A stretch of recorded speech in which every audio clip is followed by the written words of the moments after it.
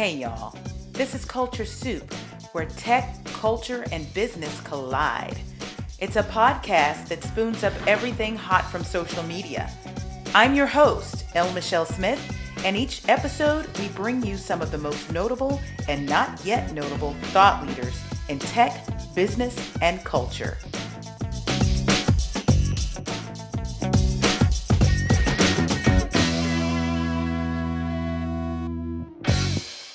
Today is Thursday, October 6th, 2022, and I'm your host, executive producer, and creator, L. Michelle Smith, and this is the Culture Soup Podcast. We've been on break for a while to get us through the summertime and also to get us through back to school time frame and also to get me through and ensure my sanity. So much is going on. I thank each and every one of you for being loyal listeners. We're now heard in more than 70 countries. That's almost every continent on the planet except for Antarctica. And I do believe they have Wi-Fi there. I'm not sure. Somebody get the word to the folks in Antarctica. Today is a special Coaching Corner episode. It is the first of the fall season. And while we don't do seasons per se on the show, the Coaching Corner is that episode where I explore topics that impact your leadership aspirations and your life aspirations. Because as you know, I am a Fortune 100 executive and personal coach, neuroscience and applied positive psychology informed. I'm so excited to be able to bring this episode to you because while I'm going to give you some updates, we're going to explore a topic that has been very popular over the last year. And I know so because I continue to receive requests to speak on the topic. And it does come directly from my book, No Thanks, 7 Ways to Say, I'll Just Include Myself. And the second edition is called The Remix. And by the way, big news on Monday, October 3rd, the remix, which was originally released in May of 2021 in hardcover, is now available in paperback worldwide on Amazon and other retailers. And you can also get the ebook version or the Kindle version. It's all out there for you. I decided to do this as a result of my writing the next book. Yes, please. 7 Ways to Say I'm Entitled to the C-Suite. Secrets women of color need to know now to find their happy and thrive in an exclusive corporate culture.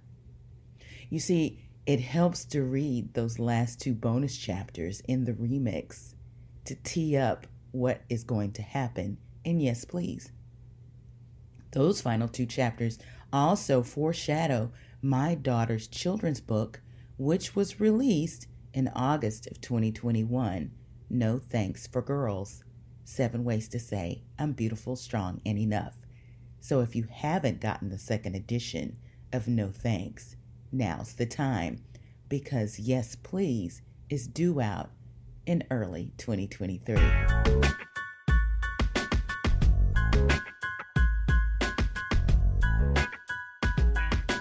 So yes, knowing your value has been the most requested topic for my speaking.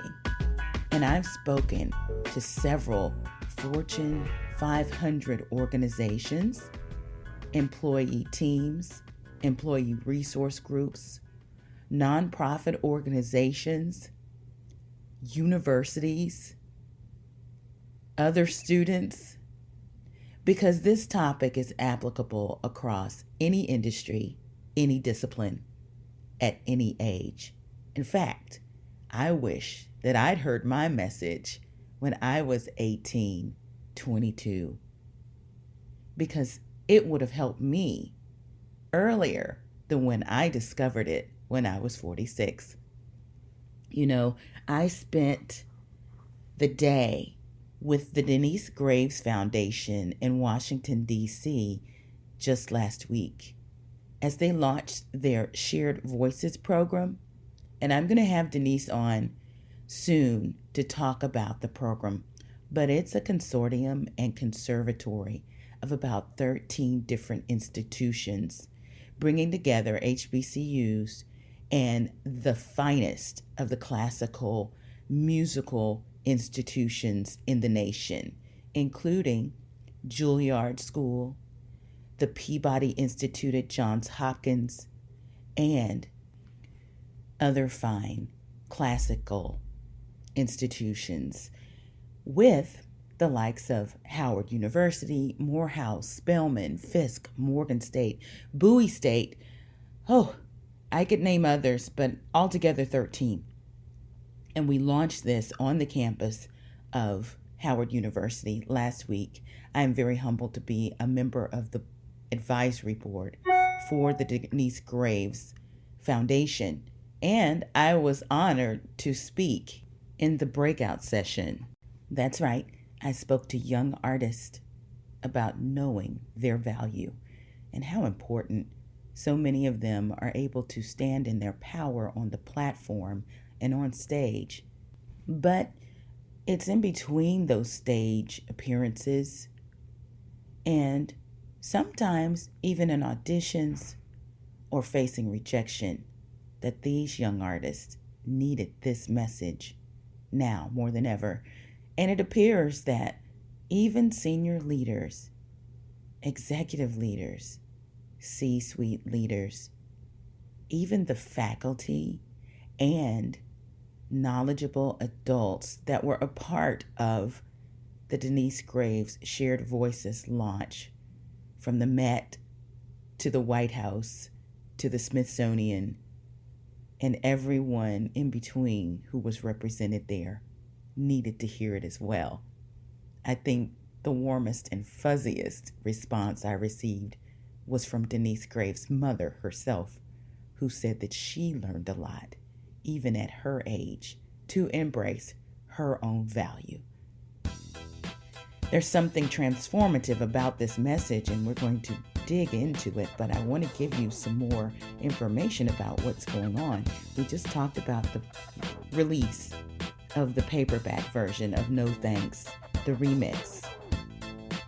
The other thing you should know is that I'm broadcasting from Washington, D.C. today. I'm here for another reason. I'm giving this same talk to the Executive Leadership Council's Mid-Level Management Symposium here in Washington, D.C. And that means that I'm talking to executives who are in the pipeline to be the next C-level executives of the future. You see, they're cherry-picked by their companies. They're Black leaders, and they're here to learn. And one of the sessions is knowing your value, the key to your leadership aspirations. And I'll be leading it. I did it yesterday for the virtual symposium, and today I do it in person. I want to send a shout out to those who listened in and watched the virtual edition of that message. This group was so on fire.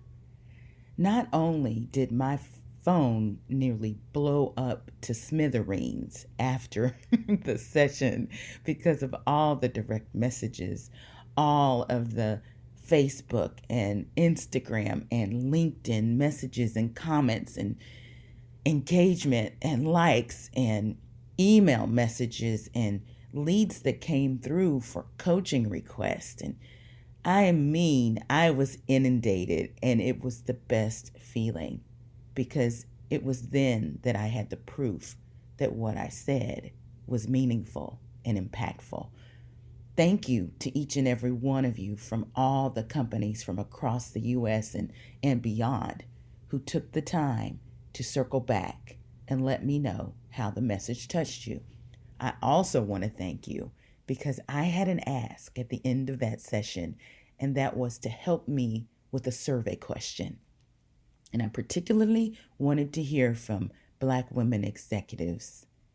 And the survey was brief, and it's about sponsorship as it pertains to race and gender of Black executive women who are on the climb to executive leadership. And let me tell you, hundreds of you responded, and I was able to close the survey. I have the data that I need to continue writing this one chapter, which is pretty provocative, and it asks some questions that I haven't seen asked before, and you help me answer them. So I thank you, Mid-Level Management Symposium attendees here at the Executive Leadership Council, and I am so excited to hit the platform at about 2 o'clock Eastern Time at the Marriott Marquis in downtown Washington, D.C. So excited.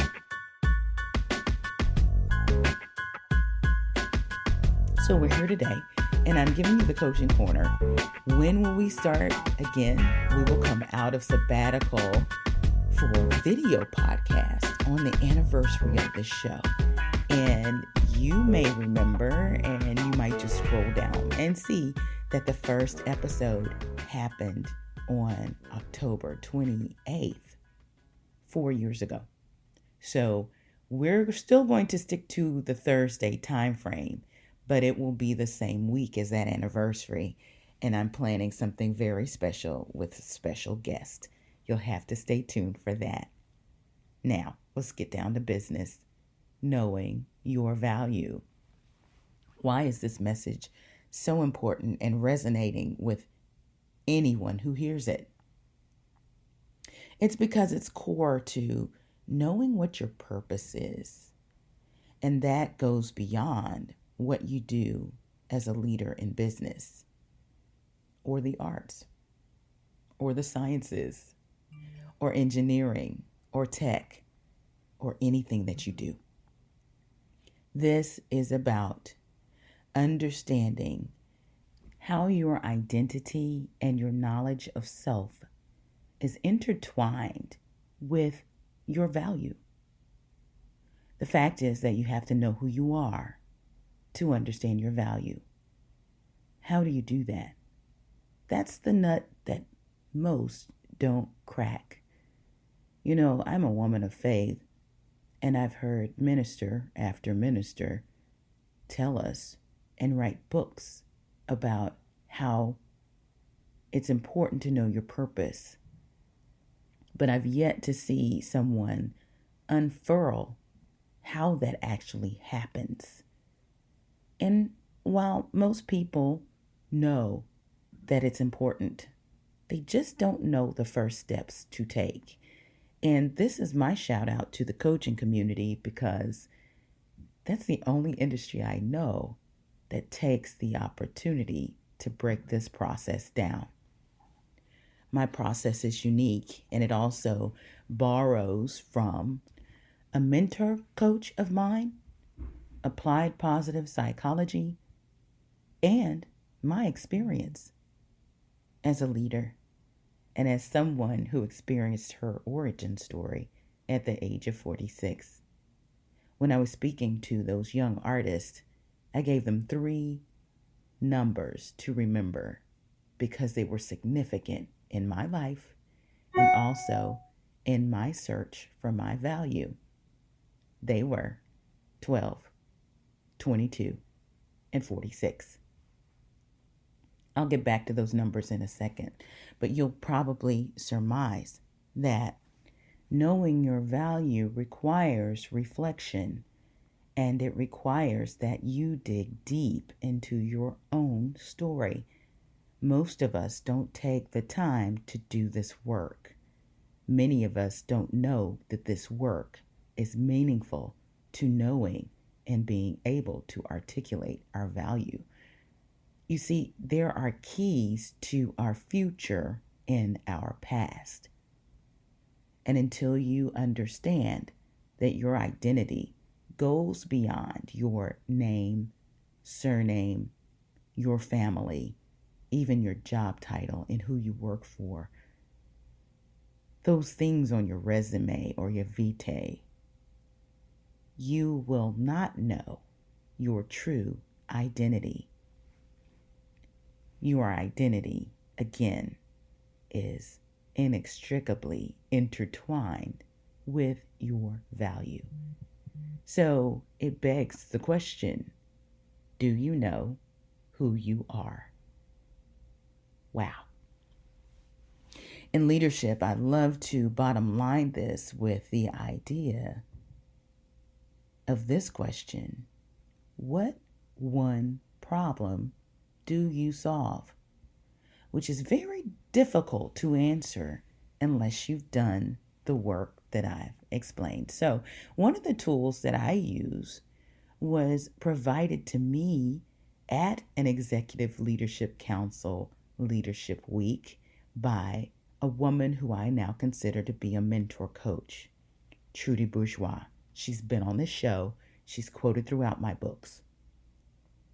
And I even pointed to her as the source for this exercise, and it is the 10 most significant moments. Check out No Thanks, 7 Ways to Say I'll Just Include Myself for this breakdown. But essentially, you're going to draw a straight line. It looks like a timeline.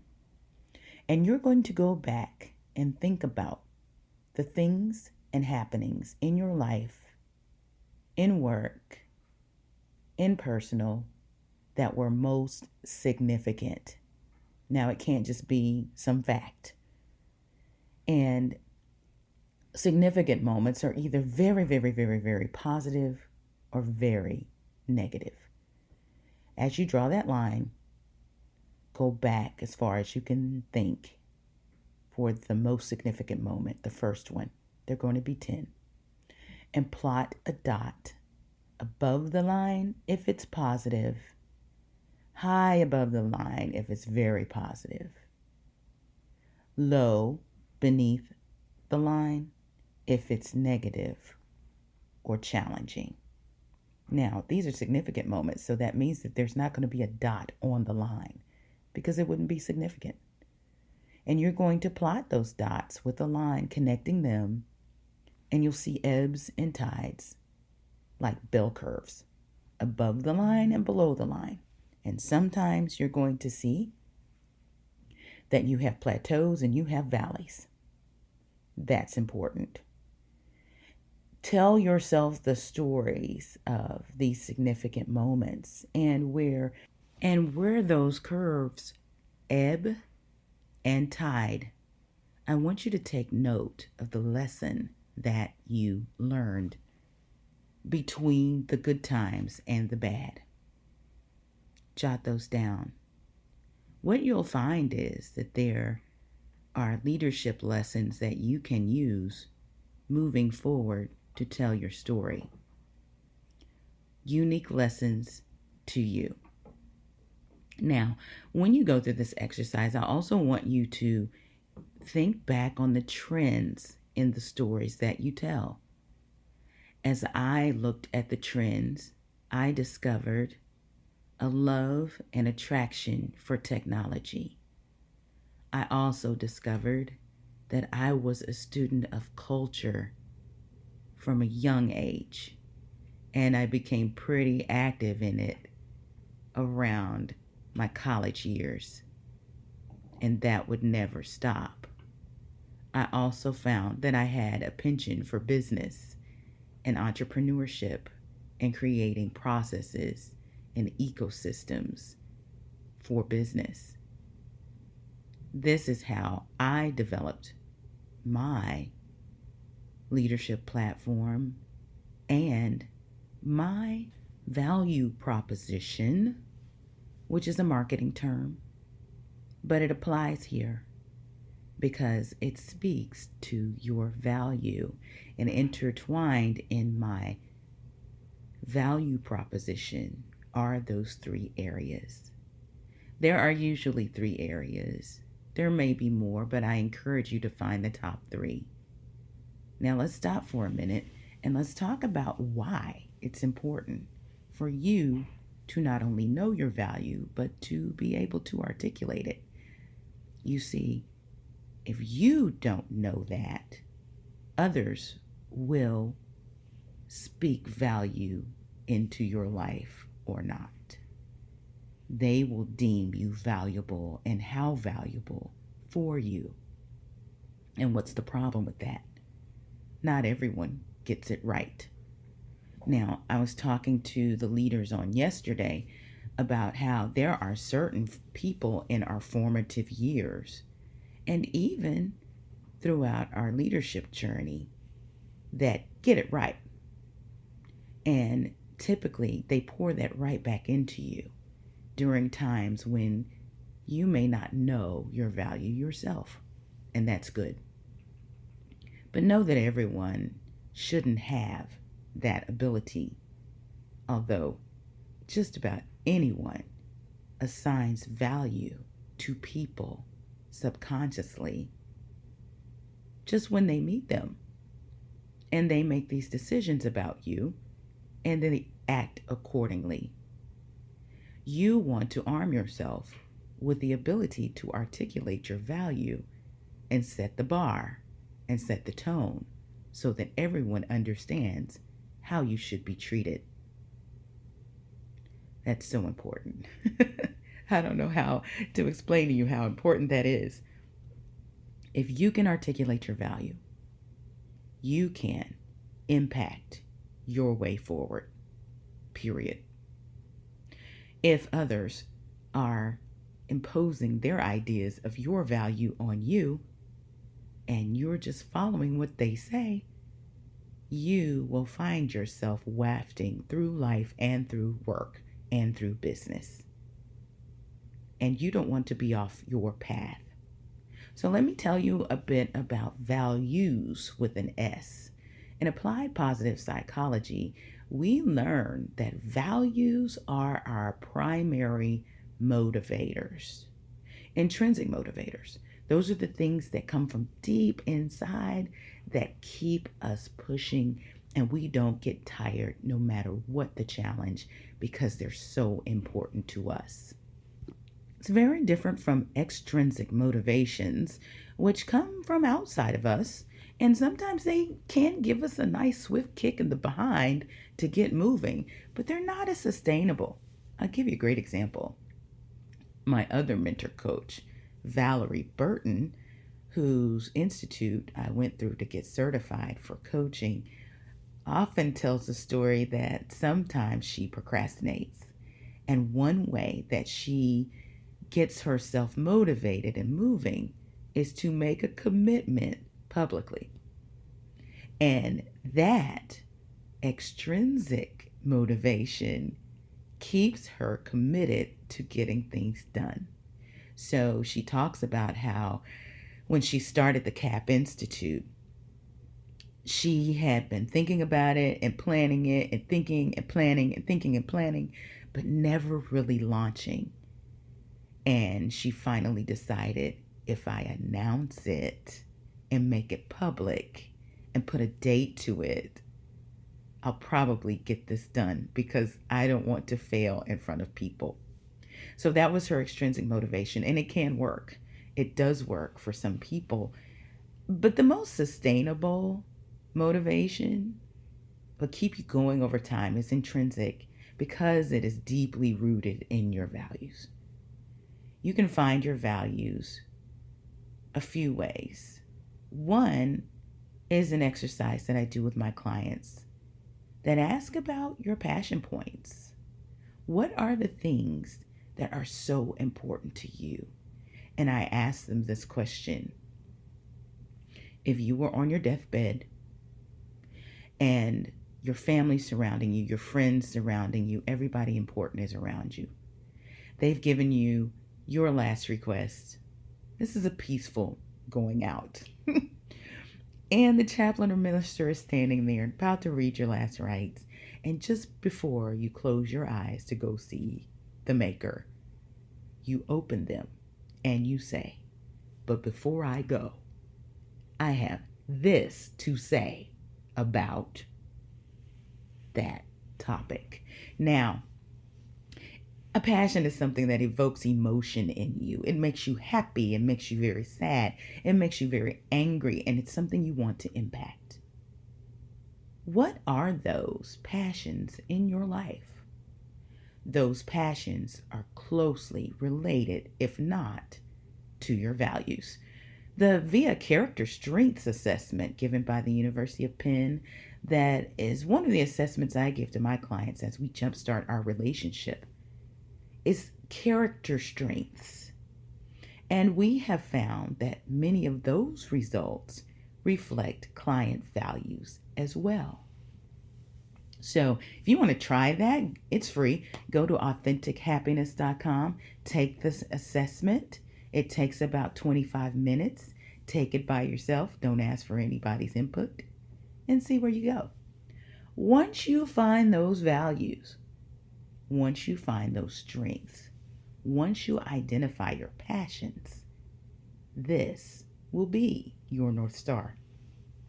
And you'll be able to say, I will do this because it aligns with my values, or I won't do this because it does not align with my values.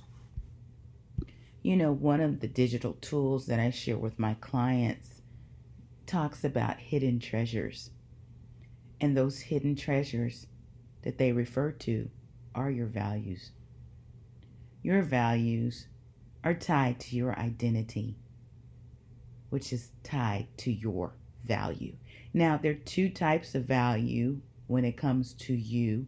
That's value singular.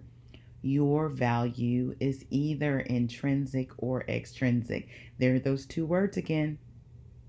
Intrinsic value is that value that comes from deep within. It isn't just the experiences from the past, but it begins with the idea that you are fearfully and wonderfully made and you have value simply because you're on this earth. This is the humanity of value. And if you can proclaim that you have value because you're just here, and for those of faith because you are a daughter or son of God, that is powerful. That promotes hope. It promotes dignity, and it promotes confidence. Your extrinsic value is not so esoteric. In fact, you can measure this value. For business leaders, it can be your market value. You can find your market value a few different ways. You could visit Glassdoor. You could visit LinkedIn. You could go interviewing to see what others would pay for your services. This is important for leaders who are wanting to know how they should be treated and valued within their own company. So often, we stay in companies so long that we forget our own value. And the truth is that proximity and time can eat at the perception of your value. So the longer you stay at a company, while you may get promoted from time to time, the reality is that you will never make the money that you would if you went somewhere else. Please don't apply this to marriage. However, you can look at this in a very cynical way when it comes to relationships. The more available you are, sometimes as human beings, we decide that the value that our partner has is less. It's not conscious. This is the way humans operate. And then we have to work very hard to rekindle that. That's why they always say keep dating your spouse. Remember what brought you together in the first place. But companies don't do this. They really don't. They don't reflect and think about what brought us together. It's very transactional, which is the reason why you need to be proactive about knowing your value and keeping your company on its toes to ensure that it is reflecting your value. So in the book, you'll find that I had a mentor that told me to go out and discover my market value. He wasn't encouraging me to leave. He just wanted me to know what others would pay me for the very thing that I was sharing with the company where I was. And you know what? Just that knowledge put pep in my step at my current job. I could walk in there with my head held high because I knew that even if I took a lateral move, even at a smaller company, I was at least able to double my bring home. Look, I didn't make this up. You can read this and research this on any of the career sites. The fastest way to move up, the fastest way to make money is to leave. Sounds cynical, but that information can also help you in the company where you are. So one of the principles in knowing your value is to lean out in order to lean in. Lean out, not just to find out your market value, but also to build your tribe. If your tribe only exists within the bubble that you've created at your company, chances are you will not learn more. Upskilling increases your value. You will not make more. You can actually take that market value right back into your company and get adjustments to your salary based on the market, or maybe even seek other positions inside. But all the same, lean out in order to lean in. There's more to this message, and I encourage you, if you want to hear it, book me to speak. It's so easy to do. If you go to bit.ly/LMichelleSpeaks, there is a link where you can book me to speak. You can also go to lmichellesmith.com and click on speaking. In the upper navigation, a drop down will happen and there is a speaker request form. Fill it out. I would love to spend time with you and your teams in your organization to piece together more about how knowing your value increases the opportunity for you to live your best life and boost your leadership aspirations. Again, we'll be back later this month with the next edition of the Culture Soup Podcast. It will be towards the end of the month, the last Thursday of October. In the meantime, you need to know that I have moved into new office space.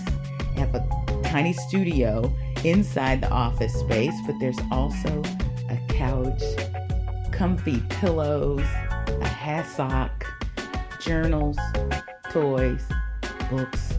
It's a comfy space for you to kick back, reflect, plan, strategize, and even visualize what you want for your life and go after it.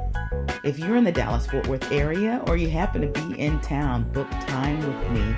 You can either do that through the website at lmichellesmith.com or you can call the office at 469-523-1453. If I am not in, feel free to speak to Tammy or Brianna or leave a message. My assistant Joy is always around to support as well. Thank you so much for listening to this edition of the Coaching Corner on the Culture Soup Podcast. I appreciate everything. Find us online at theculturesoup.com, on Instagram and Twitter at The Culture Soup, and on Facebook at The Culture Soup Podcast. It takes a lot to put this show together, and special shout out to my audio and video engineer, Andy Baeza, coordinator and social media content manager, Carmen Gamble, EAPA and booking, Joy Fernandez. I'm your host, executive producer, and creator, L. Michelle Smith. Until next time. The Culture Soup Podcast is a production of No Size Communication, LLC.